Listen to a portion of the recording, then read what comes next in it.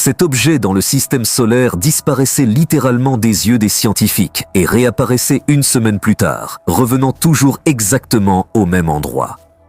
Un satellite dont un côté est clair, presque glacé, et l'autre sombre comme du charbon. Et jusqu'à présent, personne ne peut expliquer à 100% pourquoi il a exactement cet aspect. La sonde Cassini s'est approchée pour la première fois de Saturne. Elle ne nous montre pas simplement une planète avec des anneaux, mais tout un monde d'étrangeté où les lois de la physique habituelle semblent se comporter différemment.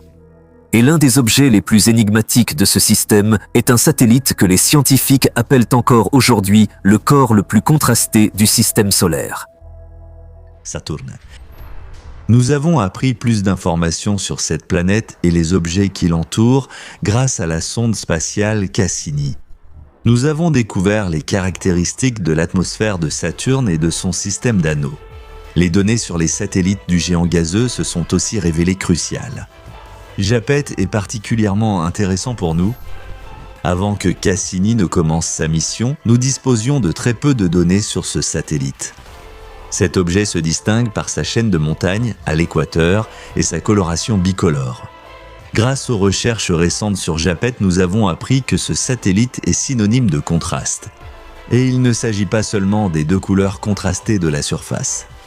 Quel secret l'EPED renferme-t-il ? Et pourquoi l'appelle-t-on l'étrange satellite du système solaire ? Come on ! L'astronome italien Giovanni Cassini a observé Saturne à travers son télescope en 1671. À ce moment, le scientifique a vu un petit objet près de la planète. Il effectuait une révolution autour de Saturne. C'est ainsi qu'on a remarqué pour la première fois EPED, satellite du géant gazeux. Après un certain temps, Giovanni Cassini découvrira également d'autres satellites de Saturne. Mais malgré cela, EPED est restée sa découverte la plus remarquable. Lorsqu'EPED a été observé, il se trouvait du côté ouest de la planète. Environ 39 jours plus tard, Giovanni Cassini a poursuivi l'observation d'EPED. Il supposait qu'à ce moment-là, le satellite serait déjà passé du côté est. À la surprise de Cassini, cela ne s'est pas produit. EPED n'était ni du côté est, ni du côté ouest. Il n'était nulle part du tout. Vous pouvez imaginer ? Vous seriez sûrement déçu que cet objet que vous venez tout juste de découvrir ait simplement disparu. Heureusement, Japet est réapparu, mais après 79 jours. Il est remarquable qu'il se trouvait exactement à l'endroit où Jean-Dominique Cassini l'avait vu pour la première fois. Pourquoi Japet avait-il disparu pendant un certain temps ? Cela est resté inconnu jusqu'en 1705. À ce moment-là, Cassini a vu le satellite du côté est de Saturne à l'aide d'un télescope plus avancé. Il s'est avéré que 2 unités astronomiques de luminosité. C'est pourquoi Jean-Dominique Cassini ne l'a pas vu du côté est lorsqu'il utilisait un autre télescope. Le scientifique l'a compris, c'est pourquoi il a poursuivi ses recherches. Avant cela, il avait correctement conclu qu'il était très probable que Japet était simplement en rotation synchrone avec la géante gazeuse. Et l'un des côtés de l'objet serait plus sombre que l'autre. Cela a été confirmé par la suite. C'est pour cette raison que depuis la Terre, il nous semble que la luminosité de Japet change constamment. Japet est le 3e plus grand satellite de Saturne. Seuls Titan et Rhea sont plus grands que lui. Le diamètre de Japet est en moyenne de 1471 km. La densité est de 1,082 g par centimètre cube. C'est une valeur très faible, étant donné qu'elle est à peine supérieure à celle de l'eau liquide sur Terre. La composition de Japet est dominée par la glace d'eau. La distance entre le satellite et Saturne est de 13,5 millions de kilomètres. C'est la plus grande distance parmi les principaux satellites de la planète. Avec tout cela, Japet est en rotation synchrone avec sa planète. Comme nous l'avons déjà mentionné à plusieurs reprises dans les vidéos précédentes, lorsqu'un satellite est en rotation synchrone, il présente toujours la même face à sa planète. L'orbite de Japet est légèrement inclinée. Compte tenu de la distance depuis le satellite, on peut bien distinguer les anneaux de Saturne. Je vais ajouter quelques mots sur l'inclinaison de l'orbite. L'angle d'inclinaison est de 15 degrés par rapport aux autres composants du système de Saturne. On ne peut pas encore dire avec certitude pourquoi c'est ainsi. Par cette caractéristique, Japet ressemble à Triton, le satellite de Neptune. Contrairement à Triton, nous ne savons pas encore grand-chose sur Japet. La composition de Japet coïncide en fait avec celle des autres grands satellites de Saturne. On suppose que Japet s'est formé à partir d'éléments qui gravitaient autour de la géante gazeuse en cours de formation. L'orbite inclinée de Japet pourrait s'être formée à cause de processus caractéristiques de la période précoce du système planétaire. Le satellite a pu migrer en raison des interactions gravitationnelles avec la géante gazeuse Saturne. C'est sans doute ce qui a causé le déplacement de l'orbite de Japet. Nous ne constatons pas de déformation notable de l'orbite qui reste parfaitement circulaire. Cela s'appelle une faible excentricité. Le niveau de chauffage par effet de marée auquel est soumis le satellite est assez faible. C'est pour cette raison qu'il y a un grand nombre de cratères sur Japet, car la surface ne s'aplanit pas avec le temps. Il est fort probable qu'il n'y ait aucune activité géologique dans les couches internes de la surface du satellite. Grâce à Cassini, nous avons obtenu des images où l'on peut observer certains des énormes cratères. Le diamètre de certains d'entre eux dépasse 350 000 mètres. Le plus grand d'entre eux est considéré comme étant le cratère appelé Torzes, qui se trouve dans la partie sombre de Japet. Torzes possède des bords assez élevés de 15 000 mètres. Ainsi, ce cratère peut être considéré comme l'un des plus grands du système solaire. Selon vous, quelle est la caractéristique la plus remarquable de Japet? Vous allez sûrement mentionner sa coloration bicolore. Et je suis d'accord avec vous. C'est cette particularité qui distingue Japet des autres satellites. Pendant longtemps, les scientifiques n'ont pas pu trouver de réponse à la question de savoir pourquoi la couleur d'une des régions est si contrastée par rapport à une autre région. Le satellite présente toujours son côté clair vers Saturne. Si l'on regarde depuis la Terre en direction de Saturne, lorsque Japet se trouve devant la géante gazeuse, nous voyons sa partie sombre. C'est pourquoi il semble que le niveau de luminosité du satellite diminue périodiquement. La partie sombre de Japet est appelée Cassini Regio. Cependant, la raison pour laquelle la surface du satellite possède une telle couleur remarquable reste inconnue à ce jour. On sait avec certitude que la surface de Japet, là où se trouve la partie sombre, est recouverte de poussière de carbone sur une épaisseur d'environ 30 cm. Il est très probable que Japet contienne des composés organiques. Il semble que ces substances se trouvent également à la surface des comètes. Une hypothèse suggère que la surface de Japet serait recouverte d'éléments venus du satellite de Saturne Phébé. Il se trouve à une distance plus éloignée de sa planète. Sous l'influence des rayons du Soleil, une sublimation de la surface peut se produire sur Phébé, c'est-à-dire son passage de l'état solide à l'état liquide, et les éléments de la surface peuvent se déplacer dans l'espace. Ainsi, ils ont pu atteindre Japet. Cela pourrait être la réponse à la question de savoir pourquoi ce satellite a une coloration bicolore. Cependant, de tels processus doivent se produire en permanence avec une certaine périodicité, car il n'y a pas beaucoup de jeunes cratères dans la partie sombre de Japet. Il existe une autre version. Selon celle-ci, un phénomène de volcanisme pourrait être caractéristique de ce satellite. Grâce à ce phénomène, des matériaux sombres atteignent la surface. La couleur sombre peut résulter d'éruptions d'hydrocarbures. Cet effet s'accentue lorsque l'hydrocarbure réagit avec le rayonnement solaire. Un anneau de matière s'est également formé autour de Saturne, créé grâce au satellite Phébé. Grâce au télescope à grand champ infrarouge WISE, en 2015, nous avons découvert que la taille de cet anneau est bien plus grande qu'on ne le pensait auparavant. La taille de cet objet atteint environ 300 rayons de Saturne. En se basant sur ces données, et sur les informations de la sonde Cassini, une théorie a été formulée concernant l'assombrissement d'un des côtés de Japet, qui est aujourd'hui considérée comme la plus probable. Japet est en rotation synchrone avec Saturne, c'est pourquoi sa période de rotation est très longue. Un jour sur ce satellite équivaut à 79 jours terrestres. Nous en concluons donc que le cycle de température au cours d'une journée est assez long.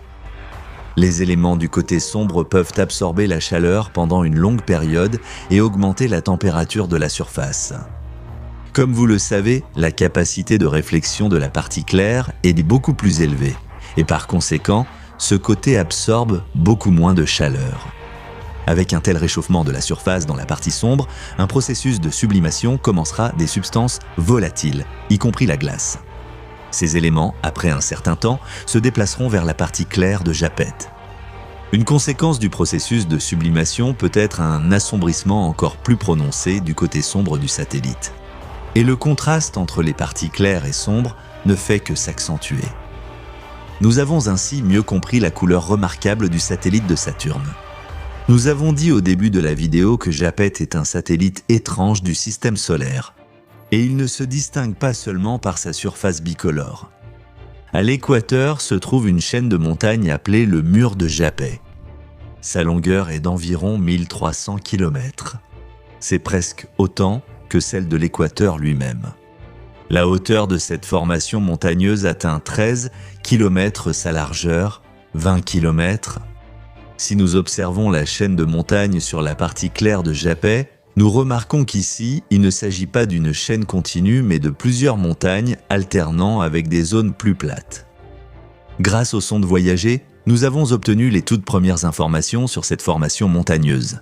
C'est pourquoi le mur de Japet est parfois aussi appelé les montagnes de Voyager. Cependant, les scientifiques ne peuvent pas encore dire avec certitude sous l'influence de quel facteur le mur de Japet est apparu. Il existe plusieurs théories. Selon l'une des versions, la formation montagneuse est apparue à la suite de l'activité géologique au premier stade de la formation du satellite. À cette époque, Japet avait une période de rotation plus courte et des températures de surface plus élevées. La chaîne de montagnes aurait pu se former à partir de matériaux qui sont remontés à la surface, puis se sont solidifiés. Une autre version affirme que, d'une manière ou d'une autre, il y a des années, Japet a absorbé l'un des anneaux appartenant à Saturne. La chaîne de montagnes est une accumulation d'éléments de cet anneau. Mais ce ne sont pas les seules versions. Il y a aussi l'hypothèse qu'un autre objet est entré en collision avec le satellite dans le passé. La collision s'est produite de telle manière que l'objet est devenu le satellite du satellite. On suppose qu'avec le temps, la distance entre Jap et son satellite diminuait, et dans une zone inconnue, l'objet s'est simplement fragmenté. Il a laissé derrière lui un amas d'éléments qui ont formé le mur de Japet. Cette version répond à la question de savoir pourquoi la formation montagneuse s'est formée précisément à l'équateur. Néanmoins, nous ne connaissons pas la réponse exacte à la question de savoir comment le mur de Japet est apparu. Lorsque nous avons reçu cette image, les scientifiques étaient perplexes quant à ce qu'elle représentait. À l'époque, il y a 75 ans, elle a été prise par une fusée qui avait auparavant été utilisée pour bombarder des villes. Elle est montée à une altitude de 105 mètres, a pris plusieurs clichés et s'est écrasée en 1000 morceaux. Mais la pellicule a survécu, et avec elle sont apparues de nombreuses questions, auxquelles il y a de plus en plus de réponses chaque année. Dans cette vidéo, vous découvrirez quelle planète rappelle les tableaux de Van Gogh où la sonde arabe s'est rendue pour la première fois et où les astronomes ont vu une tête de cheval. Hubble. Même ceux qui ne s'intéressent pas à l'espace ont entendu parler de ce télescope. Il envoie sur Terre des centaines de photos de planètes, d'amas, d'étoiles et de débris spatiaux. Il nous a permis de connaître l'âge de l'univers, à prouver l'existence des trous noirs supermassifs, des exoplanètes et à révéler d'autres faits. Regardez simplement ces photos. Attention, elles peuvent épater ceux qui ne sont pas préparés. Cette photo est considérée comme l'une des images les plus célèbres du célèbre télescope Hubble. Son nom, les piliers de la création, n'est pas un hasard car il montre une région active de formation d'étoiles dans la nébuleuse de l'Aigle. Les piliers au centre de la photo sont le résultat du mouvement des particules chargées et du vent cosmique. Sur les bords de la crête montagneuse, on peut voir des flux de gaz ionisés qui s'en échappent. À votre avis, quel est le secret des nuances de couleurs ? Chacune indique la présence de divers éléments chimiques. Les zones bleues ont beaucoup d'oxygène, les vertes de l'hydrogène et de l'azote, et les rouges du soufre. Que pensez-vous de cette nébuleuse ? Les astronomes qui l'ont découverte pour la première fois ont décidé qu'elle leur rappelait une tête de cheval. Bien que cette nébuleuse porte officiellement le nom de Barnard 33, beaucoup la connaissent sous le nom de nébuleuse de la tête de cheval. Ici, on dirait que des nuages se sont avancés et ont recouvert tout le ciel.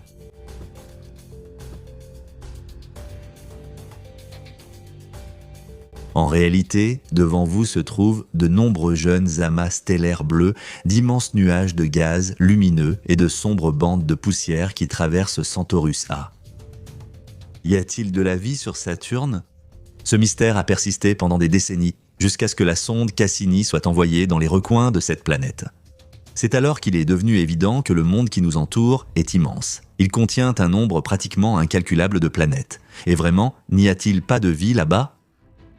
Cassini n'a pas trouvé de réponse à cette question, mais il a réussi à devenir le premier satellite artificiel de Saturne et à passer entre ses anneaux. Il nous a beaucoup appris sur le système de Saturne et en plus, il a pris de nombreuses belles photos. Pas moins de 323 photos, ce qui a longtemps été considéré comme un record. Par exemple, sur cette image, vous pouvez voir les anneaux de Saturne éclairés par le Soleil. À côté d'eux, il y a un petit point, c'est notre Terre.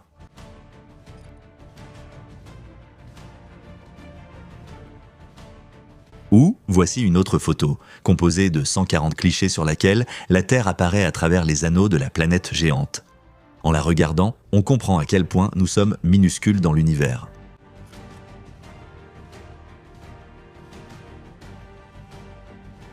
Et cette photo a été prise en 2013 et ressemble à une illustration d'un film de science-fiction. À votre avis, qu'est-ce que c'est ? Ce n'est qu'une tempête du pôle Nord sur Saturne. Peut-être que Cassini nous aurait ravis avec d'autres images, mais sa mission de 20 ans est arrivée à son terme. La sonde a pénétré dans l'atmosphère dense de Saturne et s'est consumée. Les astrophysiciens l'ont envoyé à une mort certaine après qu'il ait épuisé son carburant. Ce n'est qu'après la destruction de la sonde que ces dernières photos sont arrivées sur Terre. Elles montrent la face nocturne de Saturne. Le panorama est éclairé par les rayons du soleil réfléchis par les anneaux du géant gazeux. Les images étaient en noir et blanc, mais la NASA a ajouté de la couleur et maintenant on peut méditer en les regardant.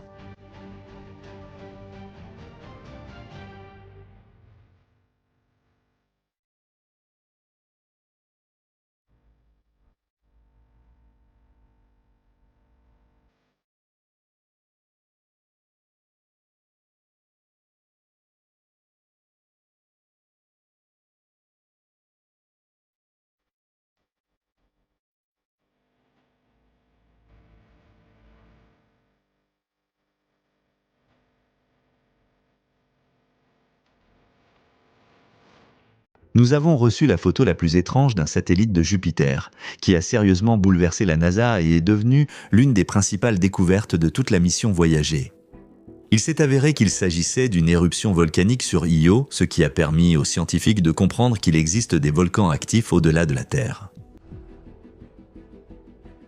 Dans l'ensemble, le voyage des voyagers dure depuis plus de 40 ans et pendant ce temps, ils ont également réussi à nous impressionner avec d'autres images.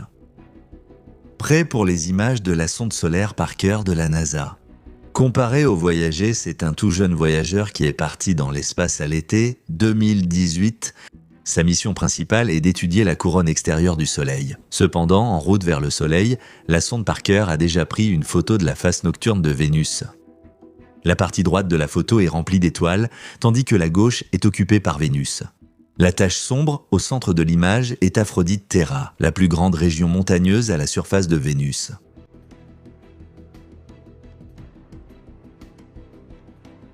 Les traces lumineuses sur l'image proviennent des rayons cosmiques, de la poussière cosmique reflétant la lumière du Soleil et des particules issues de la sonde elle-même.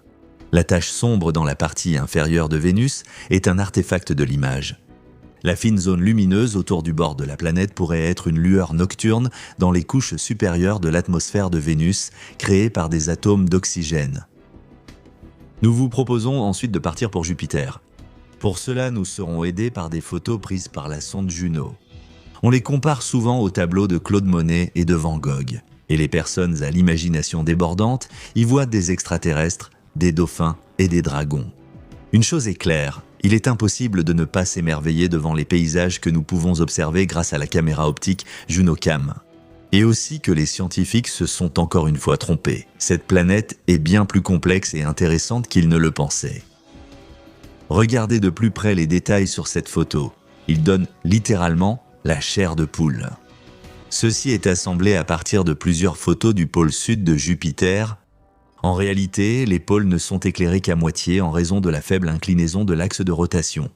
Mais grâce au traitement des images par des passionnés, nous pouvons voir le pôle dans toute sa splendeur. Cette photo donne la chair de poule, cependant les spécialistes de la NASA disent que c'est un phénomène courant pour Jupiter, des nuages tourbillonnant au-dessus de la planète.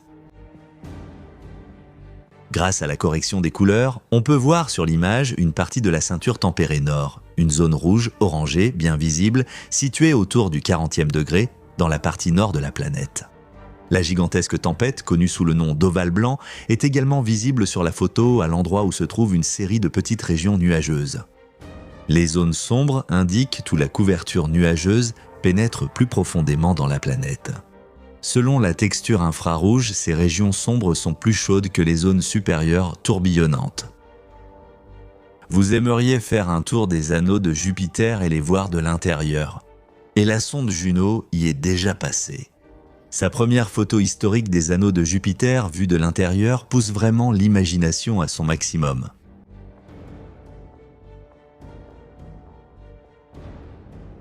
Il se trouvait à un peu moins de 5000 km et a pris cette photo à l'aide d'un capteur stellaire. Même l'arrière-plan est remarquable. La partie supérieure de la constellation d'Orion est entrée dans le cadre et l'étoile brillante, c'est Bételgeuse. Notre prochain arrêt est Pluton. Il y a quelques années, la sonde interplanétaire automatique New Horizons s'est rendue là-bas avec des cadeaux. En plus de l'équipement scientifique, une capsule contenant une partie des cendres de l'astronome Clyde Tombaugh, le découvreur de Pluton, est installée à bord du vaisseau spatial. Il y a aussi un disque compact avec les noms de 434 738 personnes ayant participé à l'action de la NASA. Envoie ton nom sur Pluton, 2 pièces de monnaie.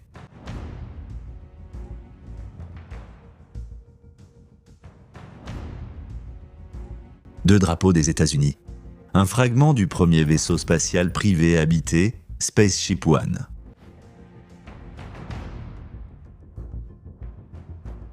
Un CD contenant des photos de l'appareil et de ses concepteurs, ainsi qu'un timbre-poste américain de 1991.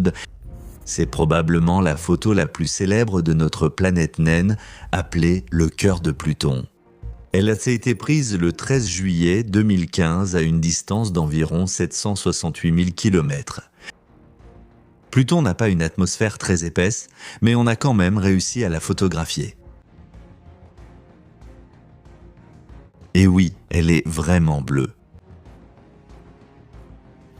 Et quand les scientifiques ont reçu cette photo, ils ont pensé qu'ils avaient bu trop de café, puis ils ont fini par conclure qu'il y a des chaînes de montagnes à la surface de Pluton recouvertes de calottes de neige de méthane. Et bien sûr, nous ne pouvions pas ignorer Mars. Contrairement aux autres planètes, il y a récemment toute une file d'attente pour s'y rendre. En un seul mois, en 2021, les scientifiques ont réussi à placer sur l'orbite martienne la station interplanétaire Alia, la première de l'histoire des Émirats arabes unis et de toute la région du Moyen-Orient. Peu de temps après, la sonde orbitale chinoise Tianwen-1 l'a suivie, puis le rover martien de la NASA Perseverance les a rejoints. Tianwen-1 a réussi à photographier les hémisphères sud et nord de Mars, et sur les images, ils ont la forme d'un croissant de lune. Bien que la majeure partie de la planète soit dans l'ombre sur ces images, elles sont fascinantes. La sonde chinoise a également pris des photos détaillées où l'on peut voir des cratères, des chaînes de montagnes et des dunes. Selon les spécialistes, le diamètre du plus grand cratère visible sur l'image est d'environ 620 mètres. La sonde arabe Hope a également eu le temps de prendre une photo panoramique de la planète rouge que l'on a envie d'examiner en détail. Sur la photo, on peut voir 3 volcans boucliers alignés et le mont Olympe, un volcan éteint sur Mars, le plus haut du système solaire. Les astronomes qui observent la planète rouge à travers des télescopes depuis la Terre connaissent de bien cette vue. Mais pour les satellites proches de Mars, c'est une image rare. Qui sait, peut-être qu'un des pays parviendra bientôt à établir la première base martienne et entrera à jamais dans l'histoire de la conquête spatiale. En attendant, il ne nous reste qu'à profiter des magnifiques images des planètes et à continuer de nous installer sur la planète Terre. Pour l'instant, nous n'avons nulle part où aller. Mais ce n'est que pour l'instant. Nous avons l'habitude de mesurer les distances en kilomètres. Des dizaines, des milliers, des centaines de milliers. Sur Terre, c'est un chiffre tout à fait habituel, mais cela n'est vrai que sur Terre. Nous ne sommes qu'une petite poussière dans l'immense univers où il est courant de parler de distances bien plus grandes. Que dire de l'univers alors que dans le système solaire, nous ne mesurons pas les distances en kilomètres, comme sur Terre, mais en unités spéciales. Une unité astronomique équivaut à la distance entre la Terre et le Soleil. Si l'on convertit cela en kilomètres, cela fait 150 millions. Par exemple, Uranus est éloigné de notre planète de 3 milliards de kilomètres, soit 20 unités astronomiques. Imaginez seulement ces distances. Et ce n'est pourtant pas la limite. À l'échelle de l'univers tout entier, même les unités astronomiques semblent insignifiantes.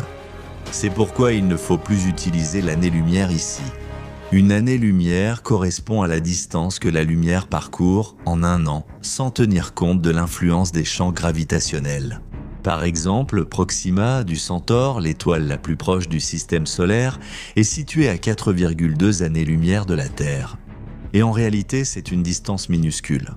Alors, qu'est-ce que nous pouvons appeler une distance énorme ? Et que sont donc des structures de plus grande échelle ? Nous allons d'abord parler des gigantesques amas de galaxies. Les scientifiques William et John Herschel ont justement déterminé que de telles structures existent. Et elles sont bien plus grandes que d'autres concentrations isolées de galaxies. Un point important était que la répartition de ces structures dans l'espace cosmique n'était pas homogène. Dans certaines régions, leur concentration était élevée, dans d'autres, elle était extrêmement faible. C'était au XVIIIe siècle, mais 2 siècles plus tard, les scientifiques ont eu des possibilités beaucoup plus larges pour comprendre comment exactement les amas de galaxies se répartissent dans l'espace. Ainsi, nous avons découvert qu'une galaxie dans l'univers qui ne fait pas partie d'un quelconque amas est plutôt une exception. Habituellement, plusieurs galaxies se concentrent dans une même région sous l'effet des forces gravitationnelles. Et le niveau suivant, déjà le plus grand, ce sont les soi-disant superamas. Leur particularité est qu'ils peuvent être composés non seulement d'une dizaine de galaxies, mais d'une centaine, voire plutôt d'un millier. Dans de tels amas, il y a aussi une concentration de gaz à haute température. Avec le temps, il est devenu possible d'estimer la vitesse radiale pour les décalages vers le rouge métagalactique, ce qui a permis une étude plus approfondie des superamas. Les scientifiques ont ainsi pu déterminer la distance jusqu'aux galaxies et modéliser leur disposition. Il s'agissait de cartes en 3 dimensions qui montraient l'espace sur 1 milliard d'années-lumière. De plus, les sursauts de rayons gamma ont particulièrement aidé à découvrir de nouveaux amas. Ce processus libère à lui seul une énorme quantité d'énergie. Les sursauts de rayonnement gamma sont caractéristiques principalement des étoiles à grande vitesse de rotation situées dans des régions plus éloignées. Un plus grand nombre de sursauts de rayons gamma se produisent dans les galaxies caractérisées par un niveau d'activité élevé où la désintégration de la matière est également plus intense. Les scientifiques ont étudié plus en détail la répartition des galaxies et leur vitesse caractéristique, ce qui a permis de découvrir que les superamas ne peuvent pas être considérés comme une simple version agrandie des amas galactiques ordinaires. Structurellement, les superamas sont plus filamenteux et possèdent une densité élevée. Ces structures contiennent des systèmes de galaxies. On peut comparer cela à de la mousse, qui rappelle vaguement par sa structure celle des superamas. Il n'existe pas de forme précise pour de telles structures. Elles sont très diverses. Elles peuvent être des murs, comme, par exemple, la Grande Muraille de Sloan.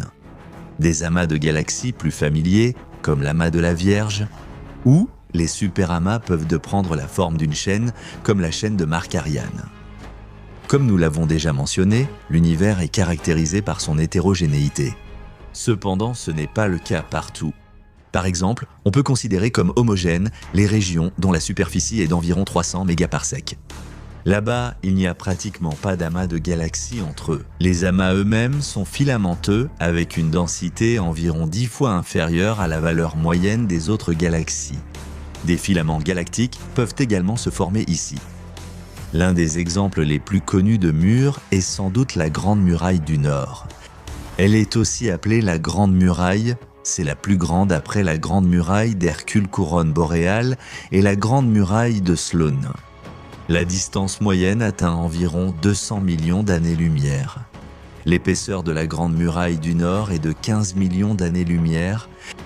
La longueur de la structure atteint environ 500 millions d'années-lumière. Ce sont des dimensions énormes, mais cela reste loin d'être une limite à l'échelle de l'univers.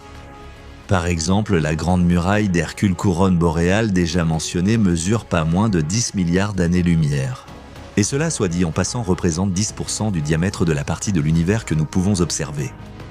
Parlons aussi du mur de galaxies qui se trouve le plus près du système solaire. Elle est située près des constellations du Télescope, de l'Indien, du Paon, du Centaure, ainsi que de la constellation australe de l'Hydre. Les galaxies qui composent ce mur se trouvent à une distance d'au moins 25 millions d'années-lumière de notre système planétaire. Ce mur galactique comprend des amas de galaxies qui appartiennent également à la Voie lactée. À grande échelle, sur des centaines de millions d'années-lumière, nous percevons l'univers comme une structure homogène où tous les éléments sont globalement répartis de manière uniforme. Cependant, il est important de se rappeler que si nous prenons une zone de perturbation, nous découvrirons que les composants y sont répartis de manière non homogène. Nous devons le savoir afin d'élaborer correctement une théorie sur l'évolution de l'univers. Les scientifiques ont développé un modèle tridimensionnel de la répartition des structures galactiques dans l'univers. Cela a permis de découvrir que, de tous les côtés, dans un rayon d'1 milliard d'années-lumière, il existe en fait des structures pratiquement vides. Cela signifie que la répartition de la matière dans une partie donnée de l'univers, sur quelques centaines de milliards d'années-lumière, sera uniforme. C'est pourquoi nous voyons l'univers comme homogène. Les amas de galaxies sont les plus grandes structures de l'univers, qui dépassent en taille même les filaments galactiques, les fibres et les murs de galaxies. Le processus de formation et de développement des amas de galaxies a ses propres particularités. De telles structures s'étendent sous l'effet de l'expansion de l'univers. Les forces gravitationnelles, quant à elles, peuvent ralentir la vitesse de ce processus. L'effet de lentille gravitationnelle était caractéristique des amas de galaxies, et pas seulement. C'est un effet où nous voyons la source lumineuse déformée si ces rayons passent à travers une autre structure. Cela témoigne d'une grande quantité de masse cachée à nos yeux qui provient très probablement de la matière noire. C'est précisément grâce à elle que de tels amas galactiques se forment, car la matière noire favorise l'attraction vers les galaxies. En général, la matière noire est une forme de matière assez mystérieuse pour nous dans l'univers. Nous ignorons encore beaucoup de choses sur ses propriétés. Cependant, les scientifiques ont découvert avec certitude. La matière noire est l'un des facteurs les plus importants dans la formation des amas de galaxies. Elle augmente l'attraction gravitationnelle. Il reste une question principale dans tout cela. Pourquoi l'univers est-il inhomogène à des échelles plus petites? Et ici aussi, les forces gravitationnelles jouent un rôle clé. Sous leur action, les structures réparties uniformément s'accumulent simplement dans certaines régions pour former des zones plus denses.